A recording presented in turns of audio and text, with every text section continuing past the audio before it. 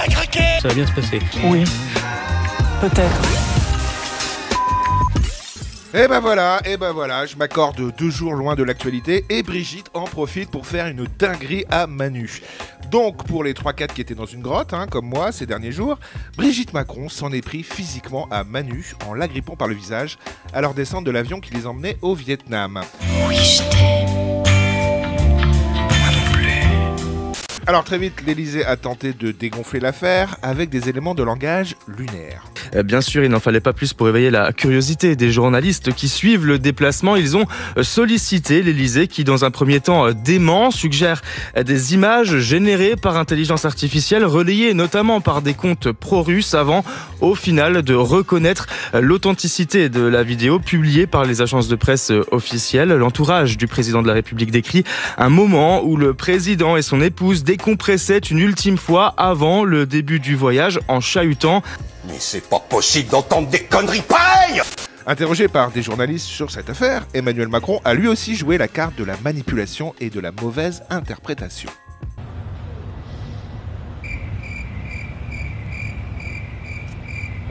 On n'est pas totalement dans le même registre de discussion que ce qu'on vient d'avoir. Alors, il y a une dizaine de jours, il y avait une vidéo totalement authentique. Je retirais un mouchoir de la table. Et donc, c'était un sachet de drogue que nous partagions avec le chancelier Merz et le Premier ministre Starmer. Je crois qu'il y a 8 jours, il y avait une vidéo totalement authentique où j'étais en train de serrer la main et nos mains restaient ensemble avec le président Erdogan et ça devenait une fameuse clé turque où mon doigt était saisi. Et c'était soudain l'expression d'un rapport de force géopolitique qui disait beaucoup de la France. Et là, une vidéo qui ouvre, nous sommes en train de nous chamailler et plutôt de plaisanter avec mon épouse, et là, je suis surpris par cela, devient une espèce de catastrophe géoplanétaire où certains sont en train même d'avoir des théories pour expliquer. Voilà, tout ça c'est un peu n'importe quoi. Les vidéos sont toutes vraies.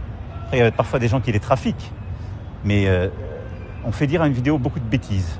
Et je vois beaucoup de maboules passer leur journée à expliquer sur toutes ces vidéos des interprétations. Je vous le dis, moi ça fait 3 semaines. Si vous faites l'agenda international du président de la République française, de Kiev à Tirana jusqu'à Hanoï, il y a des gens qui ont regardé des vidéos et qui pensent que j'ai partagé un sac de cocaïne, que j'ai fait un mano à mano avec un président turc et que là maintenant je suis en train d'avoir une scène de ménage avec ma femme. Rien de tout ça n'est vrai, pourtant ces 3 vidéos sont vraies. Ouais. Bref, on est dans le livre 1984. Ne croyez pas ce que vos yeux voient. Tout va bien, braves gens, dormez tranquille. Bon, après moi je suis content, ça fera une belle séquence pour mon top 10 des humiliations de Macron en 2025. Mais à ce train-là, je sais même pas si Manu va tenir jusqu'à la fin de l'année. Toujours à propos de Manu, je vous rappelle que mon top 10 des humiliations de Macron en 2024 est sorti. Vous allez voir, c'est pas piqué des hannetons.